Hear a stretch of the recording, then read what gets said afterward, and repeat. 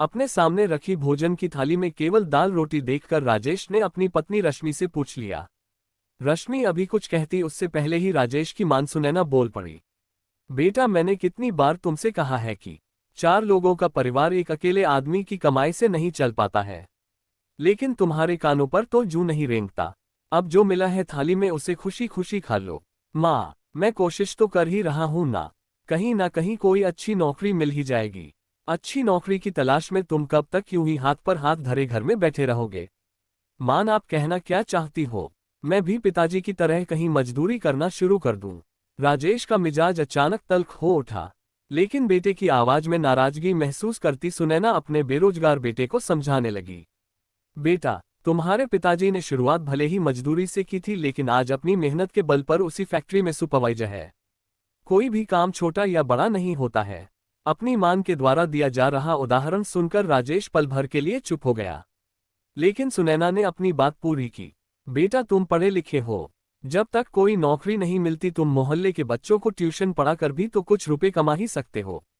मान, मैं ट्यूशन पढ़ाकर आखिर कितना कमा लूंगा जो आप मेरे पीछे पड़ी हो? बेटा, कुछ नहीं से कुछ सही, ऐसे घर में पड़े रहने से भी तो काम नहीं चलने वाला है। अपनी मान की बात सुनकर राजेश सोच में पड़ गया। तभी अचानक बाहर दरवाजे पर किसी ने दस्तक दे दी। अपने घर के दरवाजे पर दस्तक सुन मान बेटे ने अपनी बातचीत को अर्धविराम दे दिया। घर की बहू रश्मि ने आगे बढ़कर दरवाजा खोला तो सामने पड़ोस में रहने वाली सुधा खड़ी थी। रश्मि ने मुस्कुराते हुए दरवाजे से पीछे हटकर सुधा को भीतर आने के लिए जगह दे दी। अपनी पड़ोसन सुधा को अपने घर आया देख सुनैना मुस्कुरा उठी। आओ बहन, बैठो। ये कहते हुए सुनैना ने बगल में पड़ी मच्छिया सुधा की ओर बढ़ा दिया। नहीं बहन जी, मैं थोड़ी जल्दी में हूँ, घर में कुछ मेहमान आए हैं।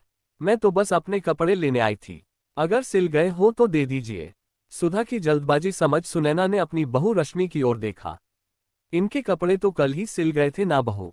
जी माँ जी। रश्मि भीतर कमरे में चली गई और झटपट एक झोले में सिले हुए कपड़े समेट लाए। चाची जी, देख लीजिए कपड़े आपकी पसंद के सिले हैं या नहीं। ये कहते हुए रश्मि ने कपड़ों का झोला सुधा के हवाले कर दिया। एक एक कर सभी सिले हुए कपड़ों को झोले से निकालकर देखती सुधा के चेहरे पर मुस्कान तैर गई। वाह बहू, तुमने तो बिल्कुल मेरे बताए अनुसार सारे कपड़े सिल दिए, और हर एक ब्लाउज की डिजाइन भी तुमने बहुत सुंदर बनाया है। अपने कपड़ों की सिलाई से संतुष्ट सुधा सुनैना के हाथ पर कपड़ों की सिलाई के रुपए रख तुरंत वापस चली गई। अपनी बहू की पहली कमाई अपने हाथ में थामे सुनैना तनिक भावुक हो गई। बहू, ग्राहक भगवान का रूप होता है और उसकी संतुष्टि सबसे बड़ा आशीर्वाद। ये रुपए तुम अपने पास रख लो, अपने अनुसार खर्च करना। ये कहते हुए सुनैना ने आगे बढ़कर अपनी बहू रश्मि की पहली कमाई उसके हाथ पर रख दी। अपनी हथेली पर रखे रुपयों को निहारती रश्मि को मानो विश्वास ही नहीं हो रहा था। इधर अपनी पत्नी के हाथ पर आज तक कमाकर एक धेला भी ना रख पाने वाला राजेश हैरान हुआ। माँ, ये सब क्या है? बेटा, मेरी बहू के हाथ में हुनर है। उसने घर में पड़ी पुरानी सिलाई मशीन की साफ सफाई कर अपनी कमाई शुरू कर दी है। सुनैना जी के साथ साथ रश्मि भी मुस्कुरा रही थी, लेकिन अभी अभी अपनी आंखों के सामने छोटे और बड़े काम वाले मानसिकता से ऊपर उठकर मेहनत के बल पर अपनी पहली कमाई करती पत्नी के चेहरे पर मौजूद आत्मसंतुष्टि देख राजेश ने शब्द था।